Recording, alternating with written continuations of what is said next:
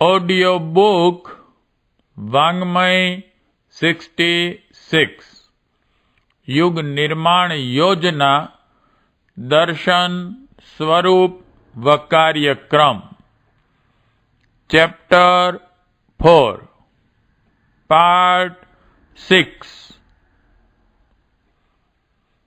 प्रतिभाएं नवनिर्माण के लिए आगे आएं। पिछले हजारों वर्षों से जिस अज्ञानांधकार युग में हमें रहना पड़ा है, उसके फलस्वरूप हमारे चिंतन की दिशा में विकृतियों की मात्रा इतनी बढ़ गई है कि प्रगति के लिए किए गए सभी प्रयत्न उल्टे पड़ते हैं।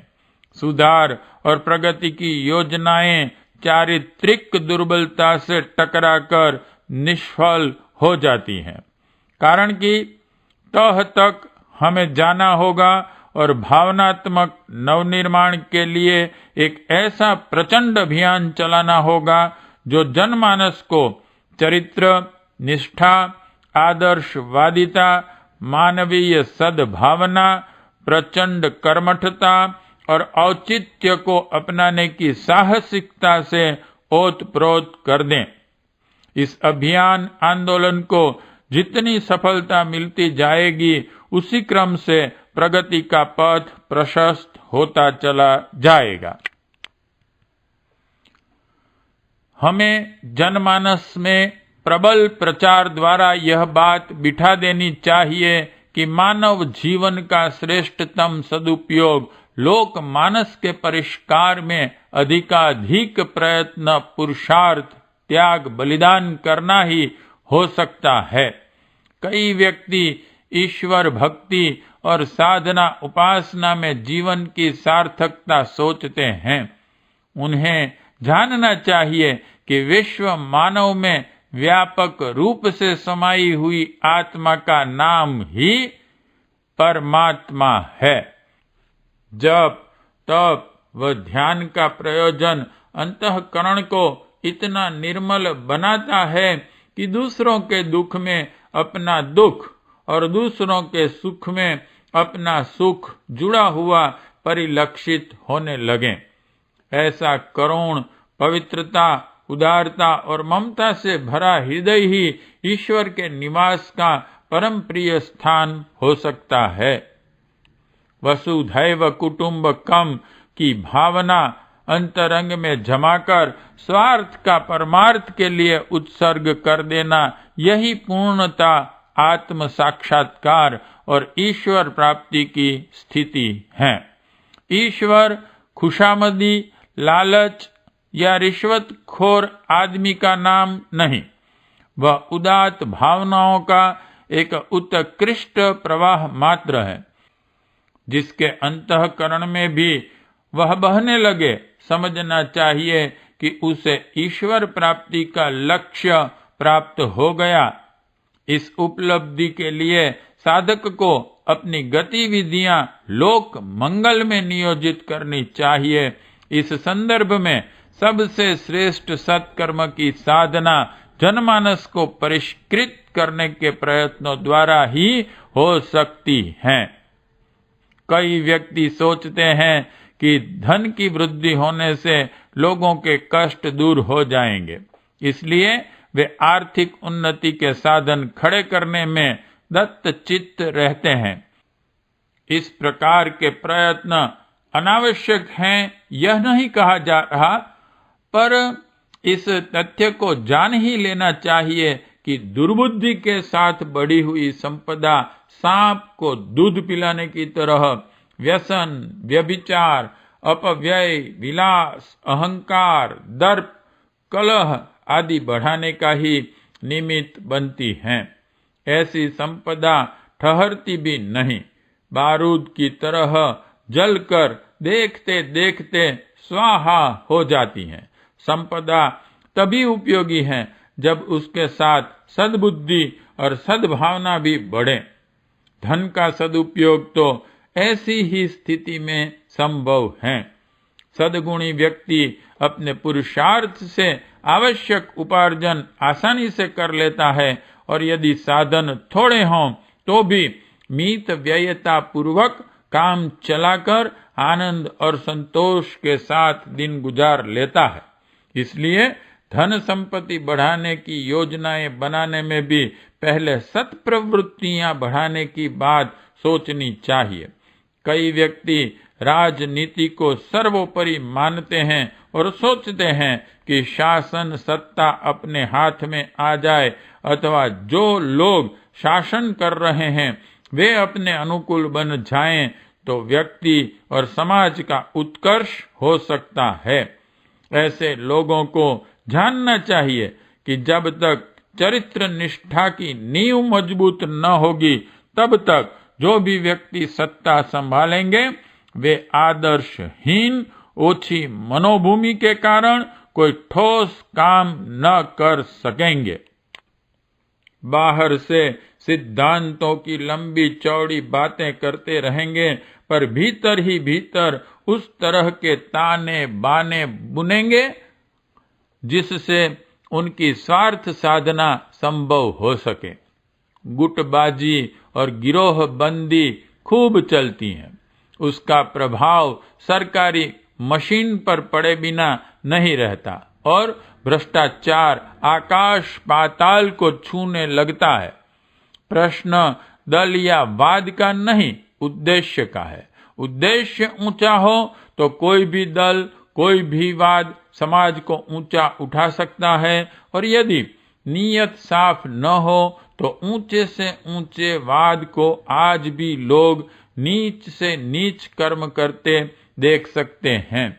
वोटर से लेकर अफसरों तक और नेताओं से लेकर नीति निर्धारकों तक जब तक आदर्शवादिता पर ईमान न लावेंगे तब तक किसी न किसी बहाने संकट ही उत्पन्न किए जाते रहेंगे।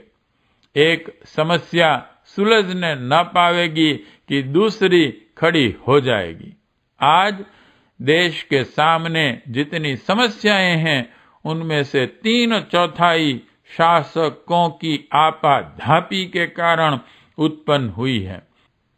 यदि आस्थाएं उत्कृष्ट न बनाई जा सकी तो किसी भी पार्टी का, किसी भी दल का, किसी भी वाद का शासन हो जाए, स्थिति बद से बदतर होती चली जाएगी।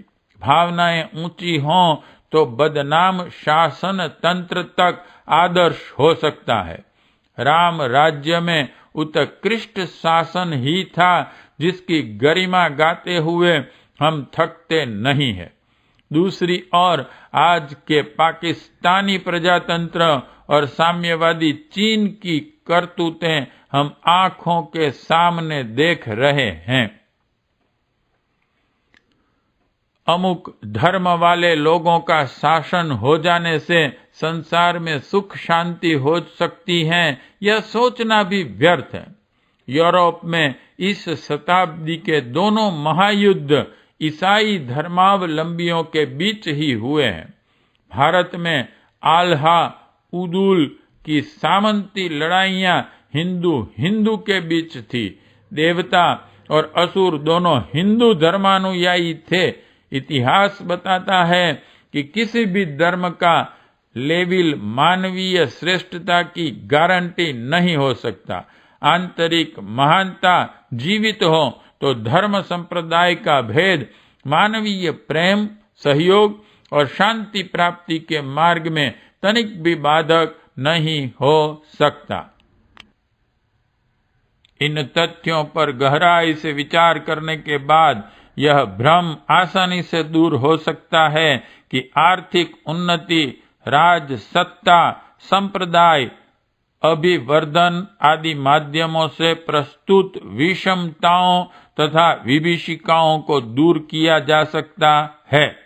हमारा चिंतन जितना गहरा होगा उतना ही स्पष्ट निष्कर्ष सामने आएगा कि विचार व भावनाओं का परिष्कार ही वह अमोघ उपाय है जिसके द्वारा समस्त विभीषिकाओं का चिरस्थायी समाधान निकल सकता है।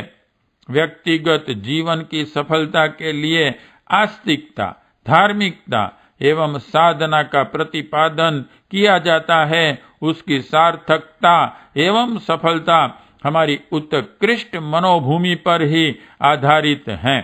ध्रुणित विचारधारा और कार्य पद्धति अपनाए हुए मनुष्य कितने ही धर्मानुष्ठान करता रहे, उसे आत्मिक प्रगति की दिशा में एक कदम भी आगे बढ़ाने का अवसर न मिल सकेगा।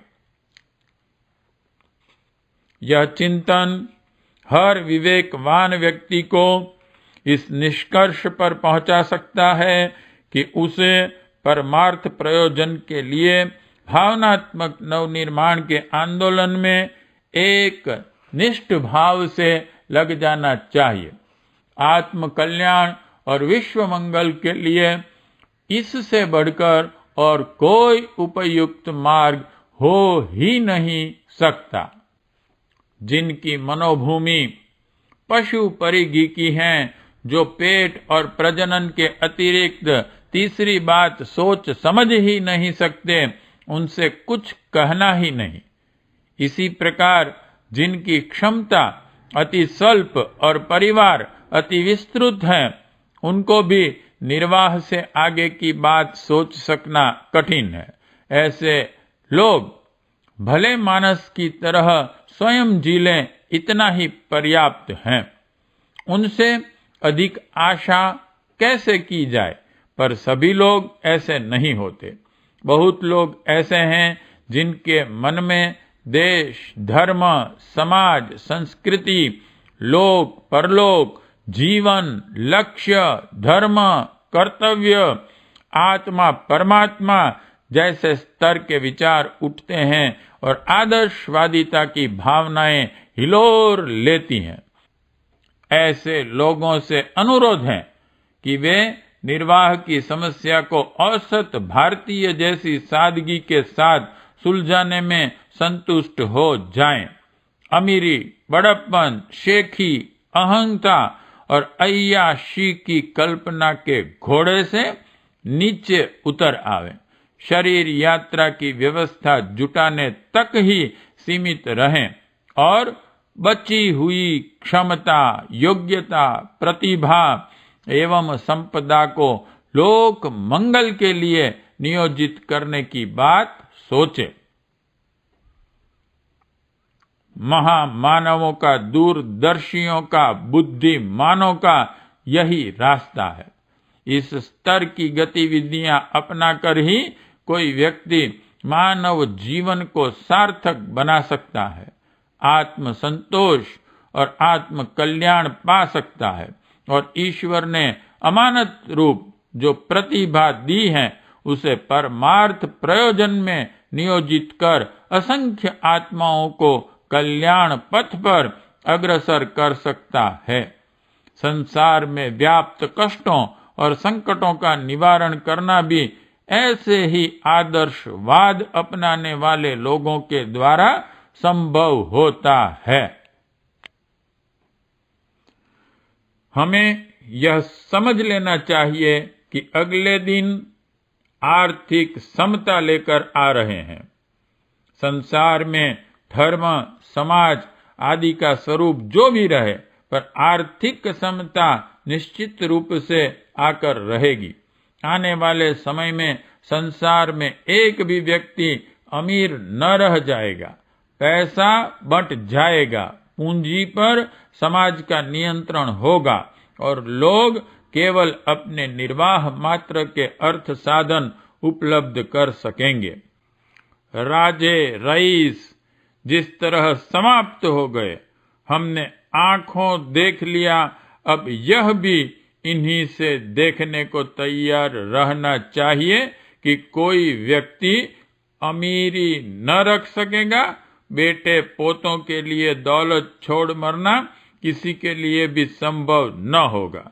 अन्य दार्शनिक बातों में भले ही साम्यवाद स्वीकार न किया जाए, पर आर्थिक क्षेत्र में सारी दुनिया साम्यवादी सिद्धांतों के ढांचों में ढल जाएगी। ऐसी संभावनाओं के रहते अपना बहुमूल्य समय दौलत जमा करने में बर्बाद करना पहले सिरे की मूर्खता ही सिद्ध हो सकती है।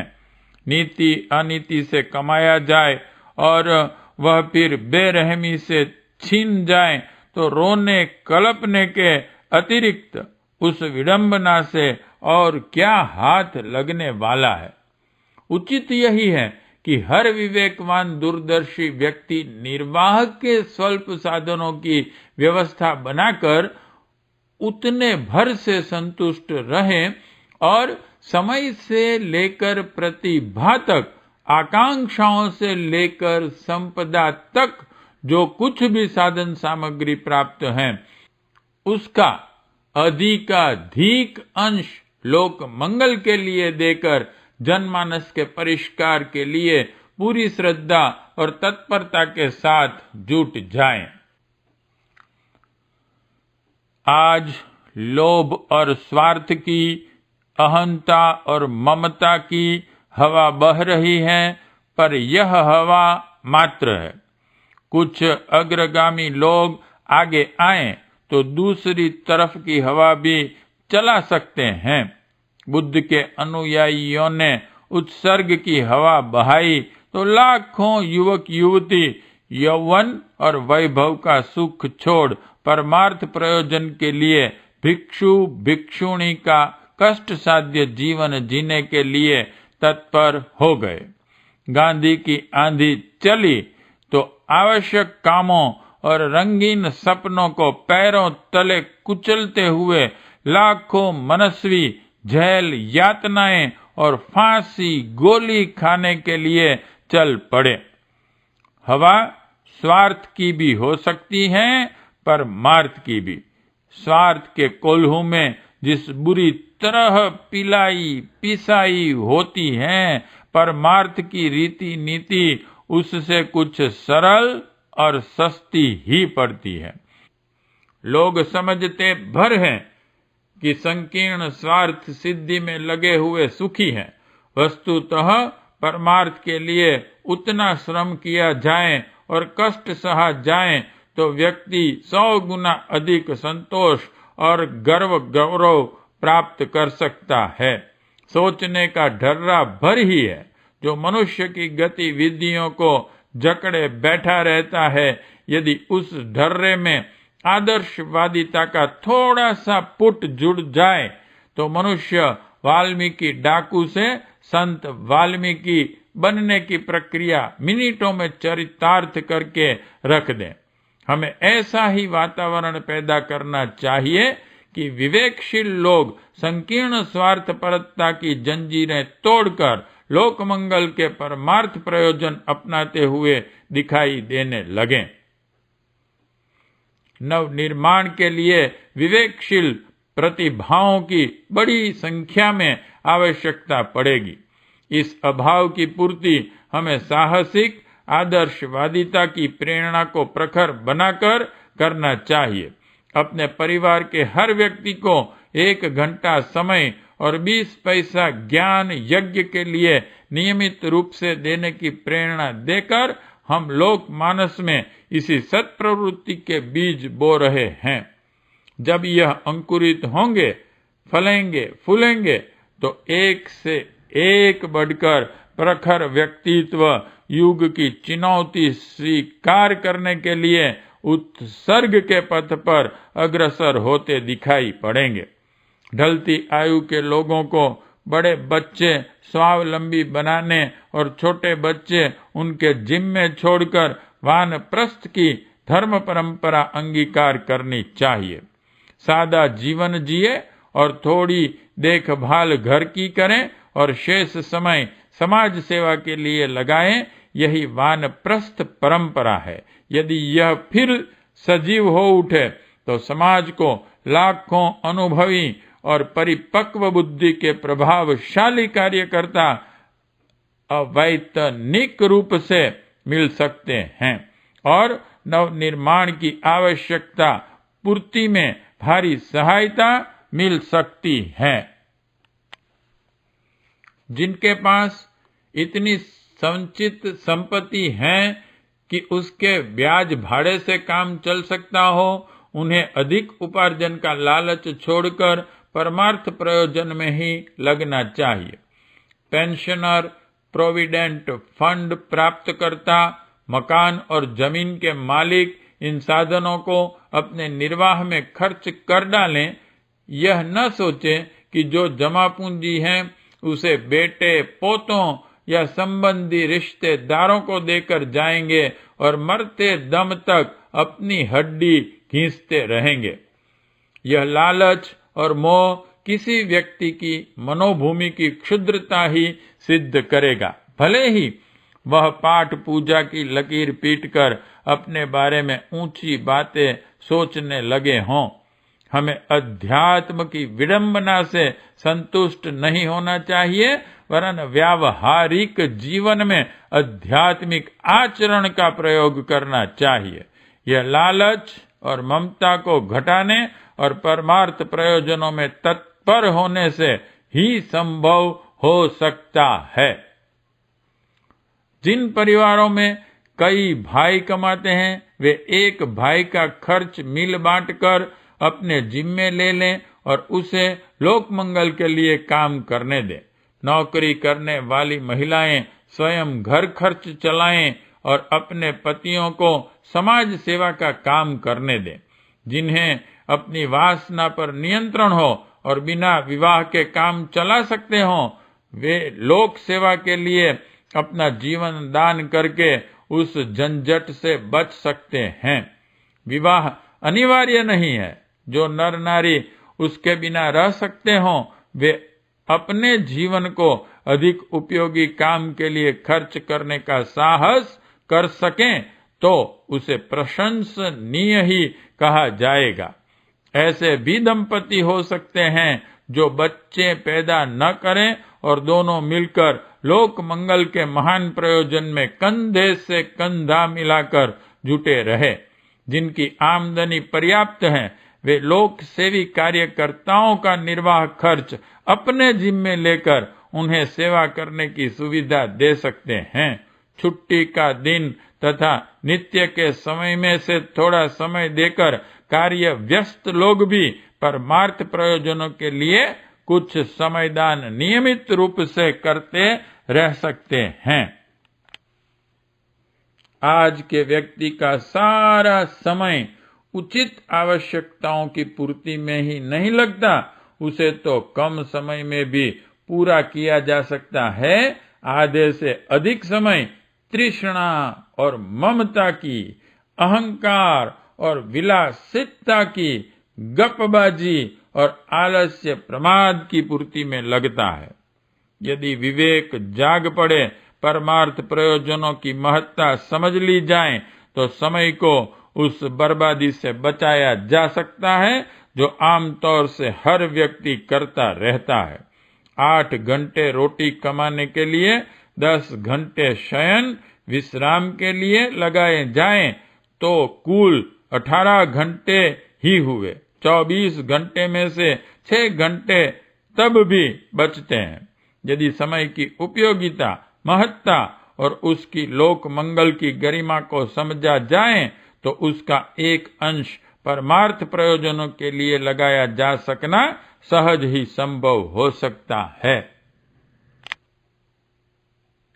मनुष्य शक्ति का पुंज है।